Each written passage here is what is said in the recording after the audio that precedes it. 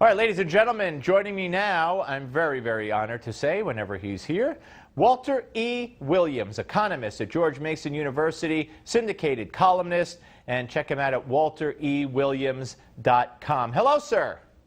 Hello, Steve. Boy, oh boy. I have so much to ask you, and I can't wait to hear your take on everything. So first of all, let's start maybe a little backwards. You're witnessing right now, along with the rest of us, the aftermath, the reaction to the election, where now the media has decided that he can't possibly be a good president unless he doesn't do everything he said he would do, because it's all racist, xenophobic, and Muslims and gay people and Latinos, and I heard Jake Tapper say Jews and Asians. They're all cowering in fear in the street.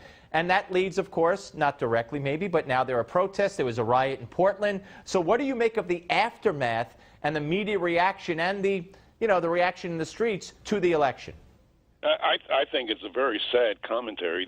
Nobody is willing to say that the election was rigged, that it was unfair, and possibly, you might, if Hillary had won the election, you could say that it was unfair because she had the news media and everybody else on her side. But I think that it shows a contempt for democratic principles. There was the election was just, and there's no evidence of any hanky-panky involved, and he won. And so I think that what we're dealing with, and particularly for the younger people in the crowd, we're dealing with a whole bunch of spoiled brats. That is, brats that we have spoiled. And even colleges are doing things like giving kids coloring books to and bringing in puppies and dolls and safe spaces. And it is. We have really reached the point, and I'm very sure that any American who died in 1950, 1960, 1970, if you were to tell him what all that's going on, he wouldn't believe you, because Absolutely. This is not the kind of America that we know, and the fact a president does not have all the power that we say that he has, and Trump cannot do anything that these people are alleging that he's going to do. That is, some people are virtually saying that blacks are going to be in slavery again, and that he's getting buses together to take all the Mexicans back, and all this other stuff, and it's just plain nonsense. There's no evidence for that. Yeah, internment camps. That's the new one going around. I mean, it's just totally insane.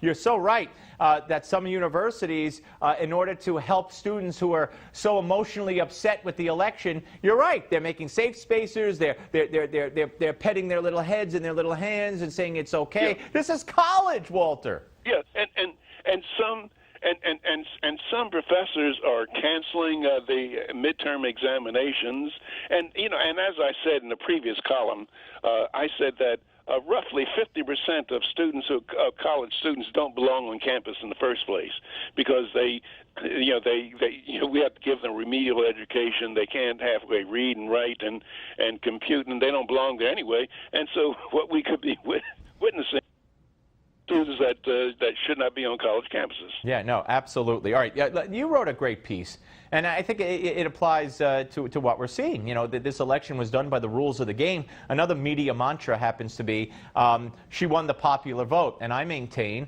that this election was not campaigned for a popular vote. If it was all about the popular vote, Donald Trump would have went to California, New Jersey, New York, other states where there's a large population, and he could have won more votes. So to say she won the popular vote when the campaign was all about getting targeted states is really a red herring and misleading. But yeah, and I think that that these people ignore the fact or are ignorant of the reason why the founders of our nation gave us the Electoral College. If you read the works of Madison, Jefferson, Adams, they had utter contempt for majority rule because they feared the tyranny of the majority, and so they made the Electoral College.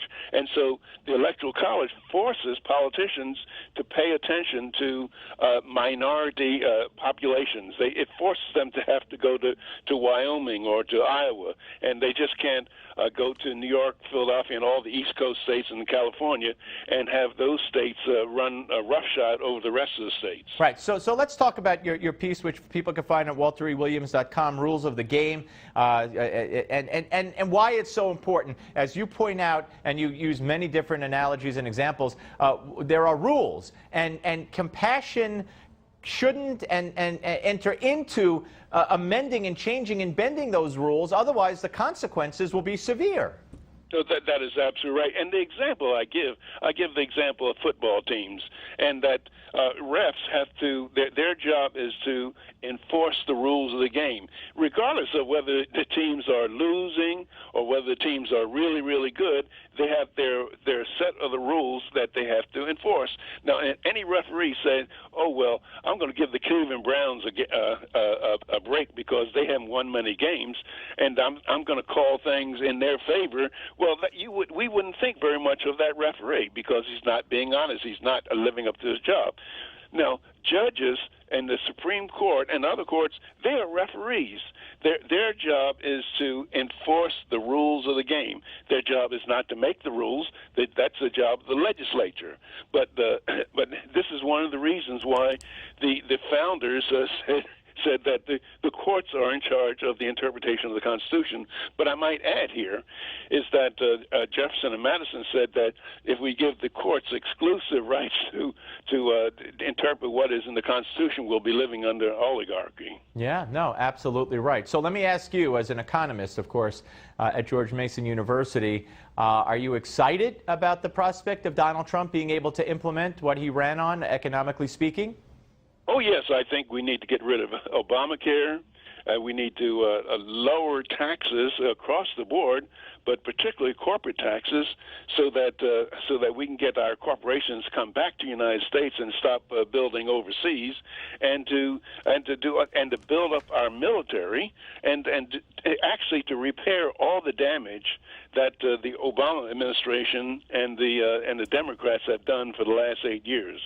They've raised havoc in our economy, and I hope that the president that Donald Trump knows that with executive orders, all the executive orders that Obama wrote are going to be overturned. And other presidents wrote, they can be eliminated by the stroke of a pen. They are executive orders, and I think we need to hold his feet to the fire. That is, we have to say, look, we have all these executive orders that are imposing huge costs on our economy, and you have the power to eliminate them. Well, Stephen Moore has told me, sitting right here, that the first day they're going to put, maybe 100 executive orders regarding regulations and other issues on his desk, and he's going to do away with the ones that Obama signed. And of course, it's important to get these economic policies signed into law so they can't be done away with by, the next president who has a different opinion the way Trump has with Obama. Walter, great to talk to you, sir. Thank you so very much, as always. Steve. Take care.